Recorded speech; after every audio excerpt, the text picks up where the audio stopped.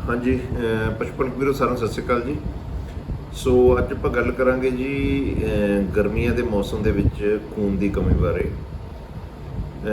Anaemia ਜਿਹੜਾ ਹੈਗਾ, ਖੂਨ ਦੀ ਕਮੀ ਜਿਹਨੂੰ ਅਸੀਂ ਕਹਿੰਦੇ ਹਾਂ, ਬਹੁਤ ਵੱਡੀ ਸਮੱਸਿਆ ਜਿਹੜੀ ਗਰਮੀਆਂ ਦੇ ਵਿੱਚ ਦੇਖੀ ਜਾਂਦੀ ਹੈ ਔਰ ਬਹੁਤ ਸਾਰੇ ਪਸ਼ੂ ਪਾਲਕ ਇਹਦੇ ਬਾਰੇ ਉਦੋਂ ਤੱਕ ਅਣਜਾਣ ਰਹਿੰਦੇ ਜਦੋਂ ਤੱਕ ਕੋਈ ਨਾ ਕੋਈ ਤੁਹਾਡੇ ਫਾਰਮ ਤੇ ਆ ਕੇ ਪਸ਼ੂਆਂ ਦਾ ਟੈਸਟ ਨਹੀਂ ਕਰਾਉਂਦਾ ਹੈਗਾ। देखो, 1 ਲੀਟਰ ਦੁੱਧ ਬਣਨ ਵਾਸਤੇ 500 ਲੀਟਰ ਖੂਨ ਜਿਹੜਾ ਹੈਗਾ ਉਹ ਹਵਾਨੇ ਦੇ ਵਿੱਚੋਂ ਘੁੰਮਣਾ ਚਾਹੀਦਾ ਹੈ ਔਰ ਜਿੰਨੀ ਦੇਰ ਪਸ਼ੂ ਦੇ ਵਿੱਚ ਖੂਨ ਦੀ ਕਮੀ ਹੈ ਉਨੀ ਦੇਰ ਤੱਕ ਕਈ ਸਮੱਸਿਆਵਾਂ ਹੈਗੇ ਜਿਹੜੇ ਪਸ਼ੂ ਨੂੰ ਰਹਿੰਦੀਆਂ। ਪਹਿਲੀ ਗੱਲ ਇਹ ਹੈ ਵੀ ਨਾਰਮਲ ਖੂਨ ਕਿੰਨਾ ਹੋਣਾ ਚਾਹੀਦਾ। ਅਸੀਂ ਇਹ ਕਹਿੰਦੇ ਵੀ ਇੱਕ ਤੰਦਰੁਸਤ ਗਾਂ ਜਾਂ ਮੱਝ ਦੇ ਵਿੱਚ 10 ਗ੍ਰਾਮ ਤੋਂ ਘੱਟ ਖੂਨ ਨਹੀਂ ਹੋਣਾ ਚਾਹੀਦਾ। ਜੇ ਅਸੀਂ ਟੈਸਟ ਕਰਾਉਣੇ ਤਾਂ 10 ਗ੍ਰਾਮ ਜਿਹੜਾ ਹੀਮੋਗਲੋਬਿਨ ਦਾ ਲੈਵਲ ਹੋਣਾ ਬਹੁਤ ਜ਼ਰੂਰੀ ਹੈ। ਹੁਣ ਦੇਖੋ, ਗਰਮੀਆਂ ਦੇ ਵਿੱਚ ਇਹ ਸਮੱਸਿਆ ਅਕਸਰ ਬਹੁਤ ਜ਼ਿਆਦਾ ਵੱਧ ਜਾਂਦੀ ਹੈ। ਜਿੰਨੇ ਵੀ ਫਾਰਮਾਂ ਤੇ ਮੈਨੂੰ ਲੋਕ ਫੋਨ ਕਰਦੇ ਆ, ਸਲਾਹ ਲੈਂਦੇ ਆ, ਜਾਂ ਮੇਰੇ ਆਲੇ ਦੁਆਲੇ ਮੇਰੇ ਹਸਪਤਾਲ ਦੇ ਅਧੀਨ ਆਉਂਦੇ ਜਿਹੜੇ ਪਸ਼ੂ ਪਾਲਕ ਨੇ, ਜਿੱਥੇ ਵੀ ਮੈਨੂੰ ਟੈਸਟ ਕਰਾਉਣ ਦਾ ਮੌਕਾ ਮਿਲਦਾ ਹੈ ਤਾਂ ਮੈਂ ਇਹ ਦੇਖਦਾ ਵੀ ਅੱਧ ਪਚੱਧੇ ਜਿਹੜੇ ਪਸ਼ੂ ਹੈਗੇ ਉਹਨਾਂ 'ਚ ਖੂਨ ਦੀ ਕਮੀ ਹੁੰਦੀ ਹੈ ਔਰ ਬਹੁਤ ਸਾਰੇ ਪਸ਼ੂ ਜਿਹੜੇ ਹੈਗੇ ਇੱਦਾਂ ਦੇ ਹੁੰਦੇ ਆ ਜਿਹੜੇ ਸਾਰਾ ਕੁਝ ਕਰਨ ਦੇ ਬਾਵਜੂਦ ਵੀ ਵਧੀਆ ਦੁੱਧ ਨਹੀਂ ਦੇ ਰਹੇ ਹੁੰਦੇ ਹੈਗੇ। ਗਰਮੀਆਂ ਦੇ ਵਿੱਚ ਇਹ ਸਮੱਸਿਆ ਪਹਿਲੀ ਗੱਲ ਤਾਂ ਇਹ ਹੈ ਵੀ ਚਿੱਚੜਾਂ ਕਰਕੇ ਬਹੁਤ ਜ਼ਿਆਦਾ ਵੱਧ ਜਾਂਦੀ ਹੈ। ਚਿੱਚੜਾਂ ਦਾ ਮਸਲਾ ਬਹੁਤ ਵੱਡਾ ਮਸਲਾ ਹੈ ਔਰ ਇਹਦੇ ਬਾਰੇ ਜਾਣਕਾਰੀ ਬਹੁਤ ਜ਼ਿਆਦਾ ਦਿੱਤੀ ਜਾਂਦੀ ਹੈ। ਗੁਰੂ ਅੰਗਦ ਦੇਵ ਯੂਨੀਵਰਸਿਟੀ ਵੱਲੋਂ ਇਹਦੇ ਬਾਰੇ ਜਾਣਕਾਰੀ ਦਿੱਤੀ ਜਾਂਦੀ ਹੈ, ਪਰੰਤੂ ਹਲੇ ਵੀ ਇਹ ਸਮੱਸਿਆ ਬਹੁਤ ਜ਼ਿਆਦਾ ਗੰਭੀਰ ਹੈ ਔਰ ਚਿੱਚੜ ਜਿਹੜੇ ਹੈਗੇ ਇੱਕ ਸਭ ਤੋਂ ਵੱਡਾ ਕਾਰਨ ਹੈ ਪਸ਼ੂਆਂ 'ਚ ਖੂਨ ਦੀ ਕਮੀ ਦਾ। ਦੂਜਾ ਕਾਰਨ ਹੈਗਾ ਖੁਰਾਕੀ ਤੱਤਾਂ ਦੀ ਕਮੀ। ਖੁਰਾਕੀ ਤੱਤਾਂ ਦੀ ਕਮੀ ਵੀ ਜਿਹੜੀ ਬਹੁਤ ਵੱਡਾ ਕਾਰਨ ਹੈ ਔਰ ਤੀਸਰਾ ਹੈਗਾ ਓਵਰਆਲ ਜਿਹੜਾ ਹੈਗਾ, ਭਾਵੇਂ ਤੁਸੀਂ ਖੁਰਾਕ ਦੀ ਕਮੀ ਲਾ ਲਓ ਉਹਨੂੰ, ਜਾਂ ਅਸੀਂ ਕਹਿੰਦੇ ਹਾਂ ਵੀ ਇੱਕ ਤਾਂ ਹੋ ਗਈ ਖੁਰਾਕੀ ਤੱਤਾਂ ਦੀ ਕਮੀ ਜਿਵੇਂ ਕਿ ਵਿਟਾਮਿਨ ਤੇ ਮਿਨਰਲਸ ਹੋ ਗਏ ਜਿਹਦੇ ਵਿੱਚ, ਔਰ ਦੂਜੇ ਪਾਸੇ ਓਵਰਆਲ ਜਿਹੜੀ ਹੈਗੀ ਕਾਰਬੋਹਾਈਡਰੇਟ ਜਿਵੇਂ ਗਲੂਕੋਸ ਹੈ ਜਾਂ ਫੈਟ ਹੈ, એનર્ਜੀ ਹੈ, ਪ੍ਰੋਟੀਨ ਹੈ, ਉਹਦੀ ਕਮੀ। ਇਹ 3 ਮੇਨ ਕਾਰਨ ਨੇ। ਇਸ ਤੋਂ ਇਲਾਵਾ ਜਿਹੜੀ ਫੰਗਸ ਹੈ, ਜਿਹੜੀ ਮਾਈਕੋਟੌਕਸਿਨ ਨੇ, ਉੱਲੀ ਰੋਗ ਵਾਲੇ ਜ਼ਹਿਰੀਲੇ ਤੱਤ ਨੇ, ਉਹ ਵੀ ਕਿਤੇ ਨਾ ਕਿਤੇ ਇਹਦੇ ਵਿੱਚ ਮਾੜੀ ਖੁਰਾਕ ਦੇ ਰਾਹੀਂ ਉਹ ਵੀ ਪਸ਼ੂ ਦਾ ਖੂਨ ਘਟਾਉਣ 'ਚ ਕਿਤੇ ਨਾ ਕਿਤੇ ਆਪਦਾ ਯੋਗਦਾਨ ਜ਼ਰੂਰ ਪਾਉਂਦੇ ਆ। ਹੁਣ ਦੇਖੋ, ਇਸ ਵੇਲੇ ਜੇ ਆਪਾਂ ਲਾਈਏ ਹਿਸਾਬ ਤਾਂ ਸਭ ਤੋਂ ਵੱਡਾ ਮਸਲਾ ਹੈਗਾ ਚਿੱਚੜਾਂ ਦਾ। ਇਹਦੇ ਬਾਰੇ ਪਹਿਲਾਂ ਵੀ ਇੱਕ ਆਪਣੀ ਵੀਡੀਓ ਹੈਗੀ, ਉਹਦਾ ਮੈਂ ਲਿੰਕ ਤੁਹਾਡੇ ਨਾਲ ਸ਼ੇਅਰ ਕਰੂੰਗਾ। ਚਿੱਚੜਾਂ ਬਾਰੇ ਦੇਖੋ 4-5 ਚੀਜ਼ਾਂ ਅਸੀਂ ਕਰ ਸਕਦੇ ਹਾਂ। ਪਹਿਲੀ ਗੱਲ ਇਹ, ਅਸੀਂ ਦਵਾਈਆਂ ਜਿਹੜੀਆਂ ਹੈਗੀਆਂ ਵਰਤਦੇ ਹਾਂ। ਦਵਾਈਆਂ ਹੁਣ ਪੰਜਾਬ ਸਰਕਾਰ ਦੇ ਬਹੁਤੇ ਪਸ਼ੂ ਹਸਪਤਾਲਾਂ 'ਚ, ਡਿਸਪੈਂਸਰੀਆਂ 'ਚ ਉਪਲਬਧ ਨੇ ਔਰ ਦਵਾਈ ਵਾਸਤੇ ਮੈਂ ਤੁਹਾਨੂੰ ਪਹਿਲਾਂ ਵੀ ਦੱਸਿਆ ਸੀਗਾ ਵੀ ਸਾਨੂੰ ਪੂਰੀ ਮਾਤਰਾ 'ਚ ਦਵਾਈ ਵਰਤਣੀ ਚਾਹੀਦੀ ਹੈ। ਪਾਣੀ ਮਿਣ ਕੇ ਪਾਉਣਾ ਚਾਹੀਦਾ, ਦਵਾਈ ਮਿਣ ਕੇ ਪਾਉਣੀ ਚਾਹੀਦੀ ਹੈ। ਦੂਜੀ ਗੱਲ ਇਹ ਹੈ, ਪਿਛਲੇ ਵਾਰ ਆਪਾਂ ਇੱਕ ਛੋਟਾ ਜਿਹਾ ਵੀਡੀਓ ਸ਼ੇਅਰ ਕੀਤਾ 3 ਮਿੰਟ ਦਾ, ਉਹ ਹੈਗਾ ਫਲੇਮ ਗਨ ਦਾ। ਖੂਨ ਦੀ ਕਮੀ ਨੂੰ ਤੇ ਚਿੱਚੜਾਂ ਦੀਆਂ ਬਿਮਾਰੀਆਂ ਨੂੰ ਦੂਰ ਕਰਨ ਦੇ ਵਿੱਚ ਫਲੇਮ ਗਨ ਇੱਕ ਬਹੁਤ ਹੀ ਵਧੀਆ ਚੀਜ਼ ਹੈ। ਪਰ ਜਿੰਨਾ ਕੁ ਮੇਰਾ ਪਸ਼ੂ ਪਾਲਕਾਂ ਨਾਲ ਵਾਹ ਪੈਂਦਾ ਹੈ, 99% ਲੋਕ ਇਹਦੇ ਬਾਰੇ ਡੇਅਰੀ ਦੇ ਵਿੱਚ, ਡੇਅਰੀ ਫਾਰਮਾਂ ਤੇ ਇਹ ਤੋਂ ਅਣਜਾਣ ਨੇ। ਬਹੁਤ ਸਾਰੇ ਲੋਕਾਂ ਨੇ ਪੋਲਟਰੀ ਵਾਲੇ ਫਾਰਮਾਂ ਨੇ ਇਹਦੇ ਬਾਰੇ ਸੁਣਿਆ ਹੁੰਦਾ, ਪਰ ਡੇਅਰੀ ਵਾਲੇ ਬਹੁਤ ਸਾਰੇ ਲੋਕ ਇਹਦੇ ਬਾਰੇ ਅਣਜਾਣ ਨੇ। ਸੋ ਫਲੇਮ ਗਨ ਦੀ ਪਹਿਲੀ ਗੱਲ ਹੈ, ਫਲੇਮ ਗਨ ਦੀ ਜੇ ਅਸੀਂ ਵਰਤੋਂ ਸ਼ੁਰੂ ਕਰਾਂਗੇ, ਫਲੇਮ ਗਨ ਦੇ ਨਾਲ ਜਿਹੜੇ ਚਿੱਚੜਾਂ ਦੇ ਆਂਡੇ ਤੇ ਮਾਈਕੋਟੌਕਸਿਨ, ਜਿਹੜੇ ਉੱਲੀ ਰੋਗ ਦੇ ਜ਼ਹਿਰੀਲੇ ਤੱਤ ਹੈ, ਉਹ ਦੋਨੇ ਖਤਮ ਹੋ ਜਾਂਦੇ ਹੈ ਔਰ ਇਹਦੇ ਨਾਲ ਜਿਹੜਾ ਹੈਗਾ ਅਨੀਮੀਆ ਜਿਹੜਾ ਹੈਗਾ, ਖੂਨ ਦੀ ਕਮੀ ਨੂੰ ਅਸੀਂ ਜੜ ਤੋਂ, ਉਹਦਾ ਕਾਰਨ ਹੈ ਜਿਹੜਾ, ਉਹ ਖਤਮ ਕਰ ਸਕਦੇ ਹਾਂ। ਕਿਉਂਕਿ ਜਿੰਨੀ ਦੇਰ ਤੱਕ ਸਾਡੇ ਸ਼ੈੱਡ ਦੇ ਵਿੱਚ ਚਿੱਚੜਾਂ ਦੇ ਆਂਡੇ ਹੈਗੇ, ਮਿੱਥਾਂ ਹੈਗੀਆਂ, ਮੋਰੀਆਂ ਹੈਗੀਆਂ, ਲੱਕੜਾਂ ਪਈਆਂ, ਇੱਟਾਂ ਪਈਆਂ, ਪੁਰਾਣਾ ਕੋਈ ਸਮਾਨ ਪਿਆ, ਉਨੀ ਦੇਰ ਅਸੀਂ ਮੰਨ ਕੇ ਚੱਲੋ ਵੀ ਚਿੱਚੜਾਂ ਦੇ ਆਂਡੇ ਹੋਣੇ ਹੀ ਹੋਣੇ ਆ। ਔਰ ਜਿੰਨੀ ਦੇਰ ਤੱਕ ਤੁਸੀਂ ਸਫਾਈ ਕਰਕੇ ਇਹਨੂੰ ਨਹੀਂ ਕਾਬੂ ਕਰਦੇ ਉਨੀ ਦੇਰ ਤੱਕ ਇਹ ਬਿਮਾਰੀ ਠੀਕ ਨਹੀਂ ਹੁੰਦੀ ਹੈਗੀ। ਕਿਉਂਕਿ ਅਨੀਮੀਆ ਜਿਹੜਾ ਹੈਗਾ 2 ਹੋਰ ਵੱਡੀਆਂ ਬਿਮਾਰੀਆਂ ਨਾਲ ਜੁੜਿਆ ਹੋਇਆ। ਪਹਿਲੀ ਗੱਲ ਤਾਂ ਇਹ ਹੈ ਵੀ ਅਨੀਮੀਆ ਖੂਨ ਦੀ ਕਮੀ 'ਚ ਪਸ਼ੂ ਦੁੱਧ ਦੀ ਜਿਹੜੀ ਹੈਗੀ, ਦੁੱਧ ਦੀ ਪੀਕ ਕਦੇ ਵੀ ਨਹੀਂ ਫੜੂਗਾ, ਦੁੱਧ ਕਦੇ ਵੀ ਪੂਰਾ ਨਹੀਂ ਦੇਊਗਾ। ਪਹਿਲੀ ਗੱਲ ਤਾਂ ਗਰਮੀ ਕਰਕੇ ਪਸ਼ੂ ਦੁੱਧ ਘਟਾ ਜਾਂਦੇ ਆ। ਦੂਜਾ, ਖੂਨ ਦੀ ਕਮੀ ਕਰਕੇ ਪਸ਼ੂ ਦੁੱਧ ਘਟਾਊਗਾ। ਇਹਦੇ ਨਾਲ ਹੀ 2 ਬਿਮਾਰੀਆਂ ਜਿਹੜੀਆਂ ਹੋਰ ਪਸ਼ੂ ਦੇਖਣ ਨੂੰ ਮਿਲਣਗੀਆਂ। ਉਹ ਪਹਿਲੀ ਹੈਗੀ ਮੈਸਟਾਈਟਸ, ਸਬ ਕਲੀਨਿਕਲ ਮੈਸਟਾਈਟਸ ਹੈ ਜਿਹੜੀ, ਮਤਲਬ ਕਿ ਲੇਵੇ ਦੀ ਜਿਹੜੀਆਂ ਉਹ ਸੋਜ ਜਿਹੜੀ ਬਾਹਰੋਂ ਨਜ਼ਰ ਨਹੀਂ ਆਉਂਦੀ, ਪਰ ਉਹ 20% ਤੋਂ 30% ਤੱਕ ਪਸ਼ੂ ਦਾ ਦੁੱਧ ਘਟਾ ਦਿੰਦੀ ਹੈ। ਔਰ ਦੂਜੀ ਹੈਗੀ ਰਿਪੀਟ ਬਰੀਡਿੰਗ ਦੀ ਪ੍ਰੋਬਲਮ, ਗੱਭਣ ਨਾ ਹੋਣ ਦੀ ਸਮੱਸਿਆ, ਉਹ ਵੀ ਬਹੁਤ ਹੋ ਇਹੋ ਜਿਹਾ ਪਸ਼ੂ ਕਦੇ ਵੀ ਜਲਦੀ ਹੀਟ ਦੇ ਵਿੱਚ ਨਹੀਂ ਆਉਂਦਾ ਹੈਗਾ। ਇਹ ਦੋਨੇ ਸਮੱਸਿਆਵਾਂ ਨੂੰ ਜੇ ਅਸੀਂ ਜੜ ਤੋਂ ਹੱਲ ਕਰਨਾ ਹੈ ਤਾਂ ਸਾਨੂੰ ਪਹਿਲਾ ਕੰਮ ਕੀ ਕਰਨਾ ਪਊਗਾ, ਜੇ ਅਸੀਂ ਹੱਲ ਵੱਲ ਚੱਲੀਏ। ਸਭ ਤੋਂ ਪਹਿਲੀ ਗੱਲ ਇਹ ਹੈ ਵੀ ਸਹੀ ਸੰਤੁਲਿਤ ਖੁਰਾਕ ਹੋਣੀ ਬਹੁਤ ਜ਼ਿਆਦਾ ਜ਼ਰੂਰੀ ਹੈ। ਉਹਦੇ ਬਾਰੇ ਆਪਣੇ ਵੱਖਰੇ ਵੀਡੀਓ ਉਪਲਬਧ ਨੇ, ਤੁਸੀਂ ਦੇਖ ਸਕਦੇ ਹੋ। ਹੋਰ ਅਸੀਂ ਕੀ ਕਰ ਸਕਦੇ ਹਾਂ, ਅੱਜ ਕੱਲ੍ਹ ਦੇ ਮੌਸਮ 'ਚ ਕੀ ਕਰ ਸਕਦੇ ਹਾਂ। ਪਹਿਲੀ ਗੱਲ ਇਹ ਹੈ ਵੀ ਜਿਹੜੇ ਪਸ਼ੂ ਤੁਹਾਨੂੰ ਲੱਗਦਾ ਤੁਹਾਡੇ ਫਾਰਮ 'ਤੇ ਜਿਨ੍ਹਾਂ ਨੂੰ ਬਹੁਤ ਜਲਦੀ ਸਾਹ ਚੜ੍ਹ ਜਾਂਦਾ ਹੈ, ਉਹਨਾਂ ਦਾ ਤੇ ਕੁਝ ਹੋਰ ਪਸ਼ੂਆਂ ਦਾ ਤੁਸੀਂ ਹੀਮੋਗਲੋਬਿਨ ਲੈਵਲ ਜਿਹੜਾ ਹੈਗਾ ਉਹ ਜ਼ਰੂਰ ਚੈੱਕ ਕਰਾਓ। ਹੀਮੋਗਲੋਬਿਨ ਚੈੱਕ ਕਰਾਉਣ ਨਾਲ ਕਿਸੇ ਵੀ ਆਮ ਲੈਬੋਰਟਰੀ ਤੋਂ ਤੁਸੀਂ ਕਰਾ ਸਕਦੇ ਹੋ। ਹੁਣ ਪੰਜਾਬ 'ਚ ਵੈਟਰਨਰੀ ਦੀਆਂ ਸਪੈਸ਼ਲਾਈਜ਼ਡ ਲੈਬਸ ਵੀ ਹੈਗੀਆਂ, ਸਾਡੇ ਪੋਲੀਕਲੀਨਿਕ ਵੀ ਹੈਗੇ ਹਰ ਜ਼ਿਲ੍ਹੇ ਦੇ ਵਿੱਚ। ਕਿਤੋਂ ਵੀ ਜਿਹੜਾ ਤੁਹਾਨੂੰ ਨੇੜੇ ਹੈ ਤੇ ਸੁਵਿਧਾਜਨਕ ਹੈ, ਤੁਸੀਂ ਉੱਥੋਂ ਜਾ ਕੇ ਪਸ਼ੂਆਂ ਦਾ ਹੀਮੋਗਲੋਬਿਨ ਚੈੱਕ ਕਰਾ ਸਕਦੇ ਹੋ। ਔਰ ਜਿਹੜੇ ਵੀ ਪਸ਼ੂਆਂ ਦਾ 7 ਗ੍ਰਾਮ ਜਾਂ 8 ਗ੍ਰਾਮ ਜਾਂ ਇਸ ਤੋਂ ਘੱਟ ਖੂਨ ਆਉਂਦਾ ਹੈ, ਉਹ ਪਸ਼ੂਆਂ ਦੇ ਵਿੱਚ ਕੋਈ ਨਾ ਕੋਈ ਸਮੱਸਿਆ ਜ਼ਰੂਰ ਹੁੰਦੀ ਹੈ।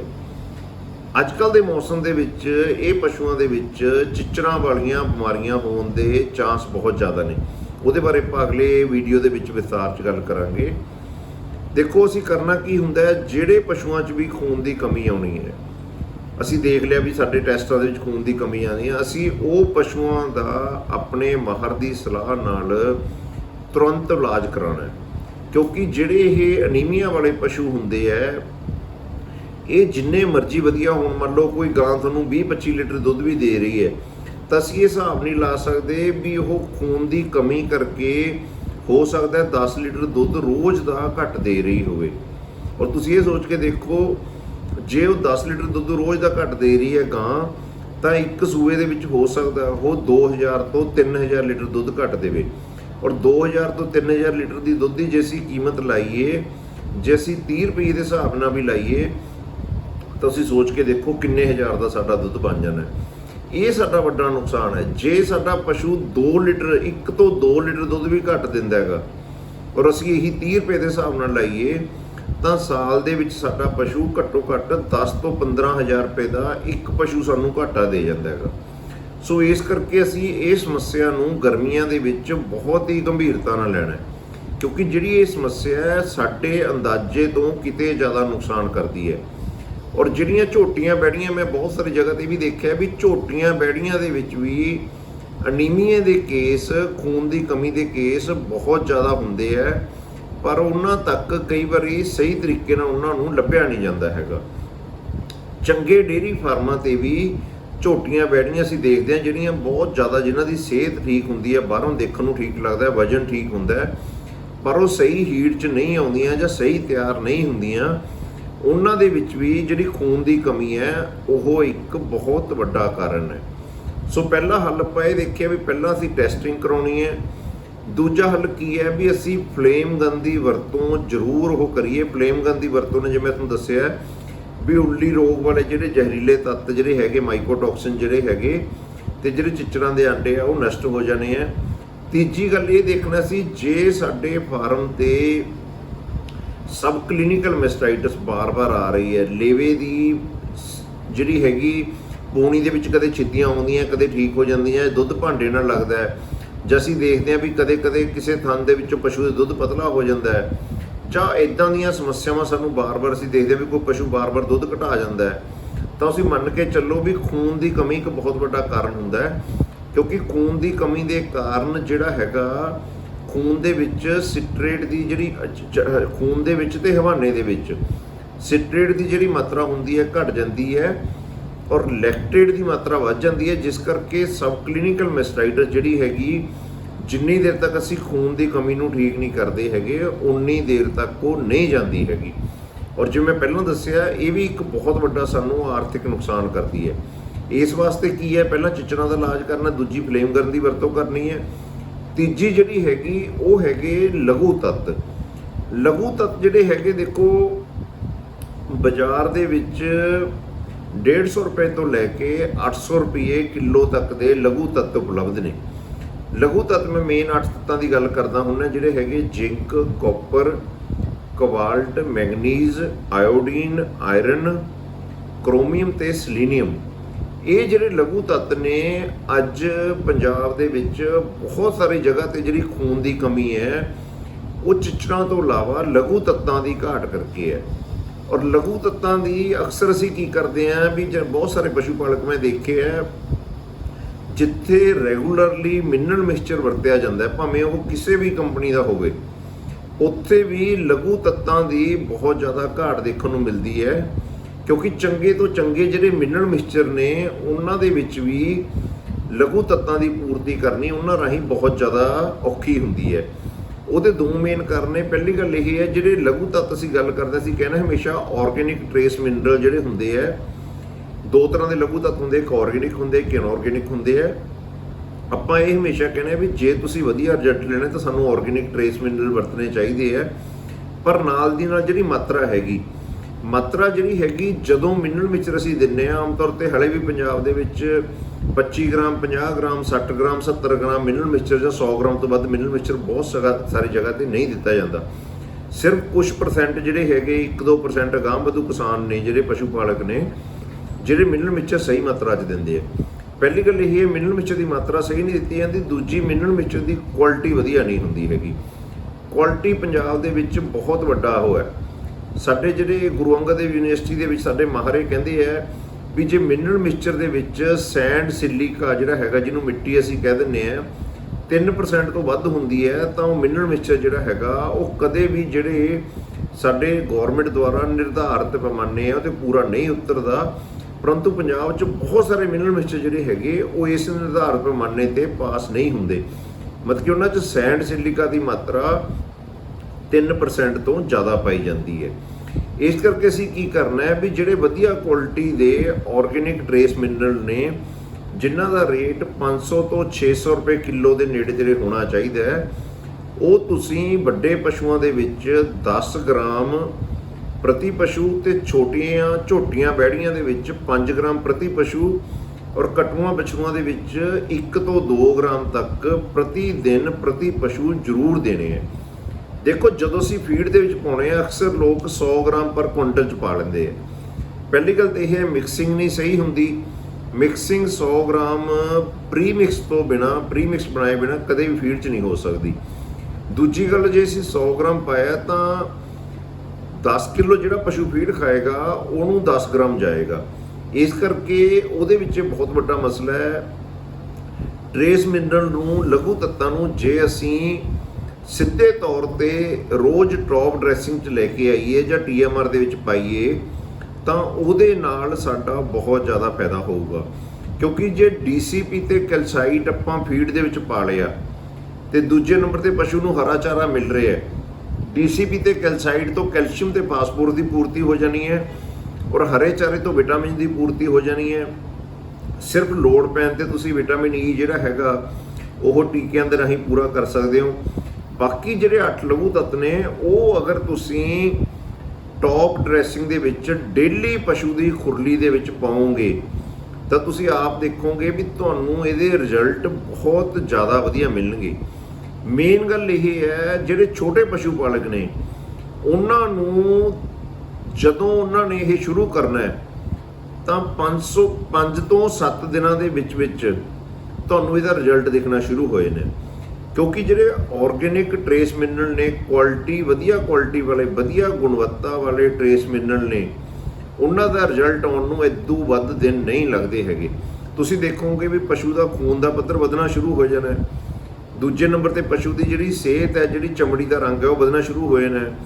ਪਸ਼ੂਆਂ ਦੇ ਅੱਖਾਂ ਦੇ ਵਿੱਚ ਚਮਕ ਆਉਣੀ ਸ਼ੁਰੂ ਹੋ ਜਾਣੀ ਹੈ। ਪਸ਼ੂ ਦੇ ਵਾਲ ਜਿਹੜੇ ਵਾਲ ਅਕਸਰ ਬਹੁਤ ਜ਼ਿਆਦਾ ਲੰਬੇ ਹੁੰਦੇ ਆ ਪਸ਼ੂਆਂ ਦੇ। ਅਸੀਂ ਦੇਖਦੇ ਹਾਂ ਕਈ ਵਾਰੀ ਪੇਟ ਦੇ ਰੀੜ੍ਹ ਦੀ ਹੱਡੀ ਤੇ ਵਾਲ ਬਿਲਕੁਲ ਨਹੀਂ ਹੁੰਦੇ, ਪੇਟ ਦੇ ਥੱਲੇ ਵਾਲ ਬਹੁਤ ਜ਼ਿਆਦਾ ਲੰਬੇ ਹੁੰਦੇ ਆ। ਉਹ ਵਾਲ ਠੀਕ ਹੋਣੇ ਸ਼ੁਰੂ ਹੋਏ ਨੇ। ਪੁਰਾਣੇ ਜਿਹੜੇ ਵਾਲ ਨੇ ਉਹ ਝੜਨੇ ਸ਼ੁਰੂ ਹੋਏ ਨੇ। ਨਵਾਂ ਜਿਹੜਾ ਸਕਿਨ ਕੋਟ ਆਊਗਾ ਉਹ ਪਹਿਲਾਂ ਨਾਲੋਂ ਵਧੀਆ ਆਉਣਾ ਸ਼ੁਰੂ ਹੋ ਜਾਊਗਾ। ਜਿਹੜੇ ਪਸ਼ੂ ਹੀਟ 'ਚ ਨਹੀਂ ਆ ਰਹੇ ਹੈਗੇ ਉਹ ਪਸ਼ੂ ਸਹੀ ਹੀਟ 'ਚ ਆਉਣੇ ਸ਼ੁਰੂ ਹੋ ਜਾਣੇ ਆ। ਗੱਭਣ ਹੋਣ ਦੀ ਦਰ ਵਧਣੀ ਸ਼ੁਰੂ ਹੋ ਜਾਣੀ ਹੈ। ਮੈਸਟਾਈਟਸ ਜਿਹੜੀ ਇਸ ਮੌਸਮ ਦੇ ਵਿੱਚ ਜਿਹੜਾ ਗਰਮੀਆਂ ਦਾ ਮੌਸਮ ਦਾ ਪ੍ਰਭਾਵ ਹੈ, ਮੌਸਮ ਦਾ ਮਾੜਾ ਪ੍ਰਭਾਵ ਹੈ, ਉਹਦੇ ਕਰਕੇ ਜਿਹੜੀ ਪਸ਼ੂ ਦੀ ਬਿਮਾਰੀਆਂ ਨਾਲ ਲੜਨ ਦੀ ਸ਼ਕਤੀ ਘਟੀ ਹੁੰਦੀ ਹੈ, ਜਿਹਨੂੰ ਅਸੀਂ ਅੱਜ ਕੱਲ੍ਹ ਇਮਿਊਨਿਟੀ ਦੀ ਗੱਲ ਕਰਦੇ ਹਾਂ। ਪਸ਼ੂ ਦੀ ਇਮਿਊਨਿਟੀ ਵਧੀਆ ਹੋਣੀ ਸ਼ੁਰੂ ਹੋ ਜਾਣੀ ਹੈ। ਔਰ ਜੇ ਤੁਸੀਂ ਵਧੀਆ ਟਰੇਸ ਮਿਨਰਲ ਲਗਾਤਾਰ ਪਾਓਗੇ ਤਾਂ ਤੁਸੀਂ ਆਪ ਦੇਖੋਗੇ ਵੀ ਮਹੀਨੇ ਡੇਢ ਮਹੀਨੇ ਦੇ ਵਿੱਚ ਪਸ਼ੂ ਦਾ ਖੂਨ ਦਾ ਪੱਧਰ ਤੇ ਓਵਰਆਲ ਦੁੱਧ ਦੇਣ ਦੀ ਸਮਰੱਥਾ ਤੇ ਬਿਮਾਰੀਆਂ ਨਾਲ ਲੜਨ ਦੀ ਸ਼ਕਤੀ ਹੈ ਉਹ ਵਧੀਆ ਹੋ ਜਾਂਦੀ ਹੈ।